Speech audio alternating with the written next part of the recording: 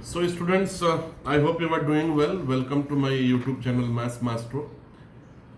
इस वीडियो में जो मैं एक छोटा वीडियो CUET के ऊपर बना रहा हूँ, उसमें कुछ CUET से रिलेटेड कुछ बर्निंग क्वेश्चंस हैं जो आपके बहुत सारे स्टूडेंट्स के दिमाग में है। उसको हम डिस्कस करेंगे और क्लैरिफाई करने की कोशिश करेंगे। हालांकि एनटीए ने एक लंबा लिस्ट दिया है जिनमें बहुत तरह के डाउट्स को जो है क्लैरिफाई कर दिया गया है।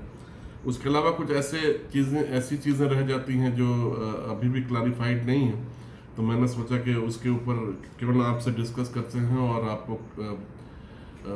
एजुकेट करते हैं उसके ऊपर। ठीक है, तो मैं आप सब लोगों को फिर से स्क्रीन मोड पे ले चलता हूँ और वहाँ हम लोग इसको देखते हैं वन बाय वन क्या क्या डाउट्स हैं और उसका निदान क्या है, उसका आंसर क्या है। ठीक है दोस्तों, तो फिर आइए चलते हैं हम। ठीक है, तो पहला क्वेश्चन आपके स्क्रीन पे है और ये कहता है कि is board marks has become redundant for admission now in in a good college. तो it has not completely become redundant, but it has become less important than earlier, you can say that, क्योंकि minimum eligibility criteria अभी भी board marks ही है। ठीक है, और बहुत सारे यूनिवर्सिटी और colleges they are going to prescribe, जब वो एडमिशन CUET के स्कोर पे जब आपका एडमिशन वो लेंगे, तो वो एक minimum CUET score plus a minimum of board marks can be asked. ठीक है ना। फॉर एग्जाम्पल एक दिल्ली का एक मशहूर कॉलेज है कॉमर्स का, राइट। उसमें लास्ट ईयर तक तो लगभग 100% तक जाता था आपका cut off. Now this year onwards this college will have to take CUET score for mandatory filtering of student for its program। ठीक है ना। तो अभी 100% तो नहीं बोल सकता है, लेकिन वो स्टिल वो कॉलेज में प्रिस्क्राइब दैट कि जो भी कॉमर्स में बीकॉम करना चाहते हैं इस पर्टिकुलर कॉलेज से, they should have minimum 80% marks in commerce plus CUET score in order of rank और स्कोर। ठीक है ना। तो इस तरह से कह सकते हैं कि आप बोर्ड का जो मार्क्स है वो पूरी तरह से रिडंडेंट नहीं हुआ है। Board still remains a minimum qualification for you to actually get into any college। तो बोर्ड को बिल्कुल छोड़ना नहीं है। ठीक है ना। दूसरा दूसरा क्वेश्चन पे हम आ रहे हैं। दूसरा क्वेश्चन कहता है कि कितने total number of subject can be chosen from this. इसके ऊपर एनटीए ने बहुत क्लियरली साफ साफ बोला है कि टोटल जो है 9 सब्जेक्ट्स ले सकते हैं आप। ठीक है, और इन्होंने एग्जामिनेशन का भी कैसे लिया जाएगा उसके ऊपर उन्होंने डाल दिया है कि पहला जो पेपर है वो 9 से लेके 12:15 PM तक होगा, 9 AM to, and it will contain 4 papers, and the second will be in the second half which will contain 5 papers। तो टोटल आप 9 सब्जेक्ट ले सकते हैं। The flexibility of choosing is only from language, section 1A, section 2, section 1B and section 2।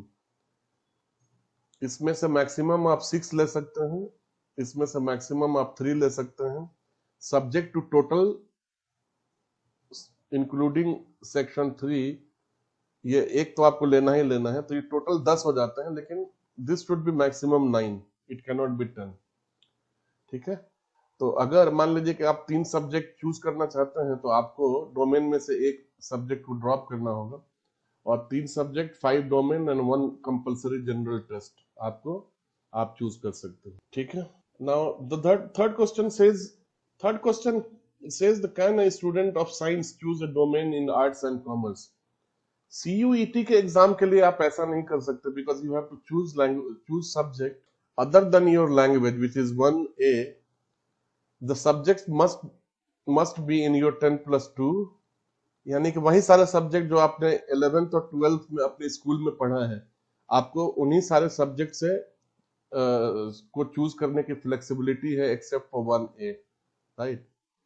तो मान लीजिए कि अगर आपने साइंस में PCMB पढ़ा है चारों subject, you can not choose economics in CUET। बाद में अगर आपको कोई कॉलेज पीसीएम और ओनली मैथमेटिक्स और ओनली जनरल टेस्ट के ऊपर अगर कोई आर्ट्स के सब्जेक्ट में एडमिशन देना चाहे तो वो उस कॉलेज और यूनिवर्सिटी का अपना जो है अपनी पॉलिसी और अपनी रेस्पॉन्सिबिलिटी पे वो ऐसा कर सकता है। बट CUET में you can choose from the subject which you have studied in 10+2। आप उससे बाहर नहीं जाके चूज कर सकते कुछ। ठीक है। फोर्थ क्वेश्चन, कैन यूनिवर्सिटी और college make their own policy for getting admission? Partly yes. सिर्फ यूनिवर्सिटीज, जो सेंट्रल यूनिवर्सिटीज और कॉलेजेस हैं, they will not be able to make any policy change with respect to CUET score for admission। उनको CUET score का ही use करना है admission के लिए, इसके अलावा वो अपनी पॉलिसी बना सकते हैं। फॉर एग्जांपल एक XYZ कॉलेज है किसी सिटी में जो बिजनेस स्टडीज में एडमिशन देना चाहता है किसी स्टूडेंट को, ये कॉलेज पॉलिसी बना सकता है कि हम जो है we will only use general test score for admitting student plus a certain percentage AB percentage in 10+2। They are free to do this, but they will have to use only CUET score। They cannot go beyond this। ठीक है।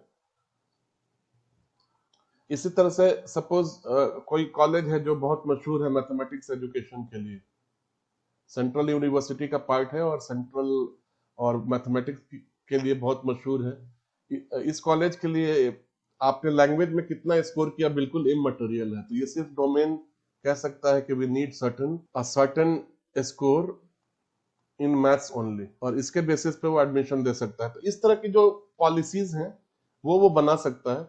But every university and college will have to use CUET only for admission. ठीक है। अगर वो university in 45 centrally funded university में से है जिसकी बात अभी की जा रही है, उसको मैंडेटरली CUET स्कोर का ही यूज करना है। वो स्कोर उसके वेटेज उसके सब्जेक्ट वो चूज कर सकता है, वो उसको फ्रीडम उसको दी गई है। What will be weightage of each section? There will be no weightage of each section। Her section का स्कोर आपको दिया जाएगा 1A और लैंग्वेजेस, आप जितने भी लैंग्वेज देंगे you will get raw score. Domain का आपको रॉ स्कोर मिलेगा और जनरल टेस्ट का भी एक आपको स्कोर मिलेगा। Now it is up to NTA to design what kind of score they want to make. वो अलग अलग देंगे या फिर तीनों का एक साथ देंगे। जैसे बहुत सारे MBA कॉलेजेस में होता है कि वो आपको तीनों सेक्शन का quantitative ability, language and plus जो आपका जनरल एप्टीट्यूड है उसका अलग अलग स्कोर बना के फिर एक टोटल स्कोर बना के आपको देते हैं। तो अब तक ये क्लियर नहीं है कि NTA कैसा इस तरह से बनाएगा, बट डेफिनेटली 3 सेक्शन जो आप देंगे आपको तीनों का स्कोर मिलेगा और उन तीनों के स्कोर के बेसिस पे ही आपको एडमिशन मिलेगा। कौन सा कॉलेज किस स्कोर पे कितना वेटेज रखता है वो उसकी फ्रीडम है। आप उस कॉलेज के नोटिस बोर्ड को जब भी उनका नोटिफिकेशन आता है आप उसको ठीक से पढ़िए और उसको पढ़ने के बाद ही आपको पता लगेगा कि वो किस तरह का स्कोर वो चूज करने वाले हैं। How the rank will be prepared. Okay, rank के ऊपर ऑलरेडी क्लैरिफाई किया है NTA ने कि अगर कोई स्टूडेंट है, सपोज एक सब्जेक्ट किसी ने दिया इकोनॉमिक्स और पूरे इंडिया में से 300 लोगों के एक ही मार्क्स आ गए, ठीक है, तो इसका बहुत क्लियर एक पॉलिसी बना है कि किसको पहला रैंक किसको दूसरा रैंक दिया जाएगा। मार्क्स तो सबको एक ही दिया जाएगा लेकिन स्कोर सबका अलग अलग बनाया जाएगा। वो उसके एज के ऊपर डिपेंड करेगा, 10+2 के मार्क्स के ऊपर डिपेंड करेगा। तो बहुत सारी ऐसे डिस्क्रिमिनेंट्स बनाए गए हैं जिसके बेसिस पे ये क्रिएट किया जाएगा। तो बहुत सारे स्टूडेंट का अगर एक मार्क्स है, ये तो काफी ज्यादा नंबर ले लिया, आपको समझाने के लिए मैं सिर्फ 2 स्टूडेंट ले लेता हूँ। 2 स्टूडेंट का सेम मार्क्स है तो पॉलिसी के हिसाब से इनमें जो उम्र में बड़ा होता है उसको पहला रैंक देते हैं और जो उससे उम्र में जो छोटा है उसको दूसरा रैंक देते हैं। ये अब तक का पॉलिसी है और NTA भी इसी को फॉलो करेगी आगे। ठीक है, but there are more to it is not that simple, क्योंकि ये तो सारा स्कोर जो है कंप्यूटर से बनाया जाएगा, मशीन से। There is no manual intervention and machine will be actually program to make the ranks. ठीक है। Now we come to the seventh question. Seventh question क्या कहता है? Will CUET be in percentile? Percentile की students तब जरूरत पड़ती है जब when we have multiple sitting exam. जैसे अगर आप जी मेन को देख लें तो उसमें उनका क्वेश्चन पेपर में फिजिक्स, केमिस्ट्री, मैथमेटिक्स तीनों सब्जेक्ट से क्वेश्चन रहता है। और ये जो है जितनी बार एग्जाम होता है, अगर 4 दिन में 8 सीटिंग में एग्जाम होता है तो ये क्वेश्चंस इन्हीं तीनों सब्जेक्ट से रहते हैं। तो इसमें एक ही क्वेश्चन नहीं पूछ सकते, क्योंकि अगर पहले सीटिंग का क्वेश्चन दूसरे में पूछेंगे तो दूसरे लोगों को, काफी लोगों को क्वेश्चंस के बारे में पता लग जाता है और उनको एक अनड्यू एडवांटेज मिल जाता है। तो इस केस में क्या करते हैं, नॉर्मलाइजेशन प्रोसेस को यूज करते हैं। और नॉर्मलाइजेशन में एक सीटिंग में जो जिन स्टूडेंट के सबसे अधिक मार्क्स आए रहते हैं मैक्सिमम, उनको जो है ना 100 परसेंटाइल कर देते हैं। और उसके बेसिस पे एक फार्मूला है, उससे बाकी लोगों की परसेंटाइल कैलकुलेट होती है। लेकिन CUET में इस बार ये नहीं हो रहा। CUET में ऑल इंडिया एक ही सीटिंग होगा, ठीक है ना। ऑल इंडिया अगर 10:30 से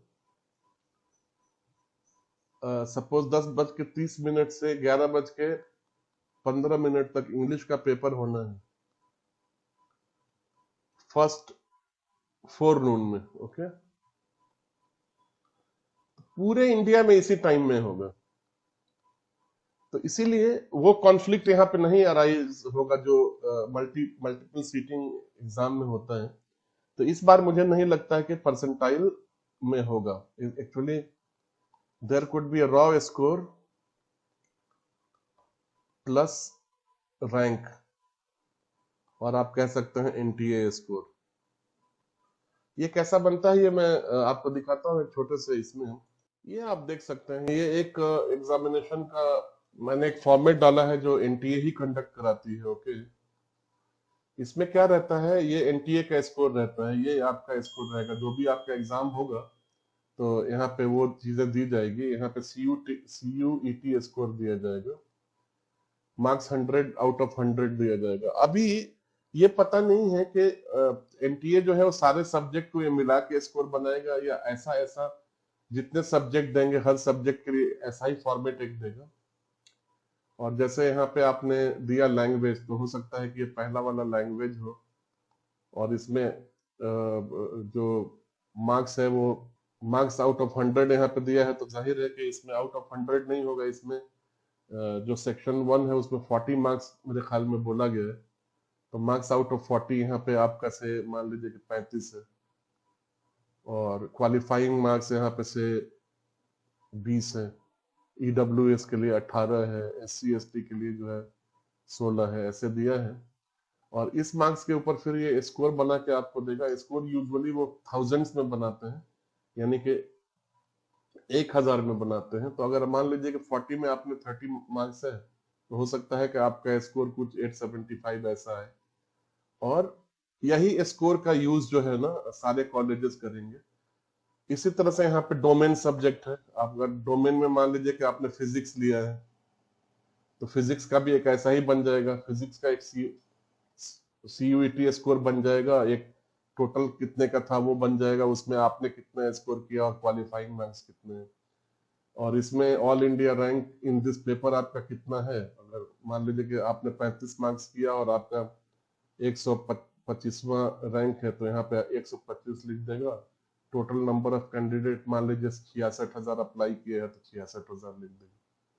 तो इस तरह से स्कोर बनाता है, जो बहुत सिंपल होता है और इसको यूज करना भी बहुत आसान होता है ड्यूरिंग कॉलेजेस। तो सपोज आपने टोटल 6 पेपर दिया है, तो इस तरह के 6 बॉक्स बने रहेंगे और उसमें उन सारों का ये दिया रहेगा। और जब आप किसी कॉलेज में अप्लाई करते हैं, मान लीजिए कि आपने सब्जेक्ट चूज किया है फिजिक्स, केमिस्ट्री और मैथमेटिक्स, और उसके साथ आपका इकोनॉमिक्स भी सब्जेक्ट है, तो कोर में आपने ये चारों कर लिया, ठीक है। तो आप जिस भी कॉलेज में अप्लाई करेंगे वो देख लेगा कि आपका जैसे फिजिक्स में आपने अप्लाई किया, तो वो देख लेगा कि आपका फिजिक्स में क्या स्कोर है, फिर आपका लैंग्वेज में क्या स्कोर है, फिर आपका जनरल टेस्ट में क्या स्कोर है, और उसने जो भी अपना एक क्राइटेरिया बनाया होगा, वो क्राइटेरिया के हिसाब से आपको एडमिशन वो दे देगा। ठीक है, तो आई होप इससे आपकी काफी जो है डाउट क्लैरिफाई हुई होगी। ठीक है ना। अब आते हैं हम 8वें क्वेश्चन की तरफ। Is domain subject mandatory if one choose to pursue BA in a language. Okay, ये एक इंटरेस्टिंग क्वेश्चन है कि अगर किसी बच्चे को मान लीजिए बीए इंग्लिश करना है, तो इंग्लिश तो जो है वो दे दिया है इंडियन लैंग्वेज में, उसको वो स्टूडेंट को पक्का है कि उसको करना ही सिर्फ बीए इंग्लिश है, वो और कुछ करना ही नहीं चाहता, तो क्या उसको डोमेन सब्जेक्ट चूज करना जरूरी होगा? तो दोस्तों अभी का जो CUET फॉर्मेट है, उसमें हर सेक्शन से एक आपको पेपर सेलेक्ट करना ही है, चाहे आप उसमें करना चाहें या ना करना चाहें।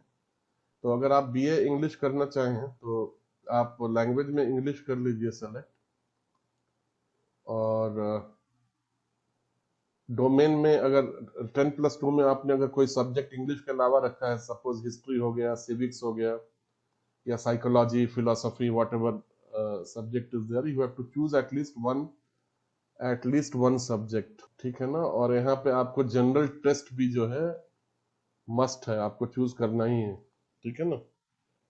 तो इस domain subject mandatory in case one wants to do graduation in language or a foreign language? My answer is yes.